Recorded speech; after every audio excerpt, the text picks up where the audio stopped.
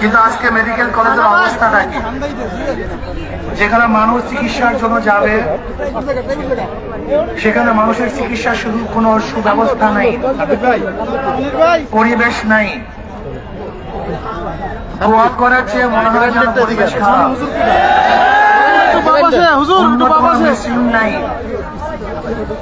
রীতিমতো ডাক্তার নাই, নার্সের অব্যবস্থা, সিন্ডিকেট, এমনকি একজন লাশ নিয়ে বাড়িতে যাওয়ার সময়ও অ্যাম্বুলেন্স পাওয়া যায় না, সিন্ডিকেটের আওতায় চলতে হয়।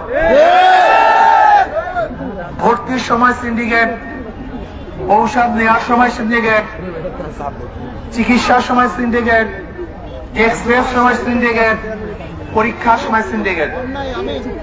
আমি বর্তমান স্বাস্থ্য উপদেষ্টাকে বলবো, এখানে কেন আন্দোলন করতে হবে, এখানে কেন অবরোধ করতে হবে, এই মানুষের দুর্ভোগ কেন পোহাতে হবে?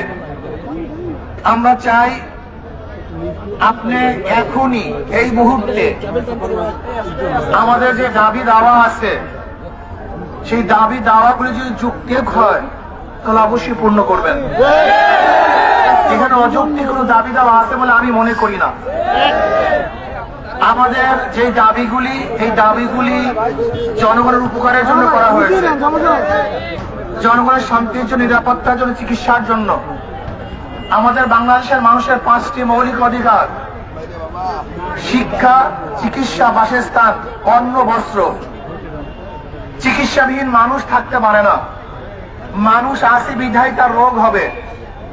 কাজে এর জন্য বলছি যে দাবিগুলি যৌক্তিক, এই দাবিগুলি অবশ্যই পূর্ণ করতে হবে। আর একটা কথা বলবো, আমাদের আন্দোলনের জন্য মানুষের দুর্ভোগ না হয় সেদিকে আমাদের খেয়াল রাখতে হবে। আমরা মানুষের কল্যাণে কাজ করি, মানুষের উপকারের জন্য কাজ করি। এর জন্য আমরা ইনশাআল্লাহ যে আন্দোলনগুলি করব সেই আন্দোলনগুলি সহনশীল হওয়া চাই, মানুষের উপকার হওয়া চাই, দুর্ভোগ যেন না হয় সে ব্যবস্থাও থাকা চাই।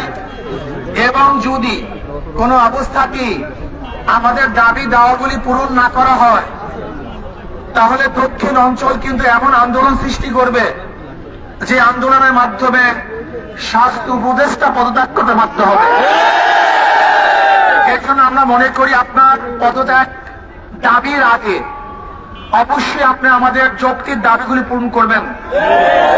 শেরেবাংলা মেডিকেল কলেজকে আন্তর্জাতিক মানের কলেজ করতে হবে, আন্তর্জাতিক মানের মেডিকেল করতে হবে, সেখানে পরিবেশকে সুন্দর করতে হবে, চিকিৎসার জন্য সুব্যবস্থা করতে হবে।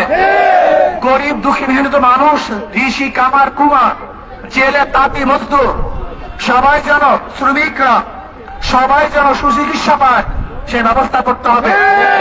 আমি বলবো, আসুন আমরা সম্মিলিতভাবে আমাদের যৌক্তিক দাবিগুলি পূরণ করার জন্য চেষ্টা করব এবং মানুষের দুর্ভোগ না হয় সেদিকে আমরা খেয়াল রাখবো। আল্লাহ আমাদের সবাইকে বরিশাল মেডিকেল কলেজের সুন্দর পরিবেশ সৃষ্টি করার জন্য এই আন্দোলনের শরিক এবং আমাদের সবাইকে একত্রিত হয়ে আমাদের আন্দোলনের দাবিগুলি আদায় করার তৌফিক দান করেন। আসসালামু আলাইকুম ওয়া রাহমাতুল্লাহি ওয়া বারাকাতুহু।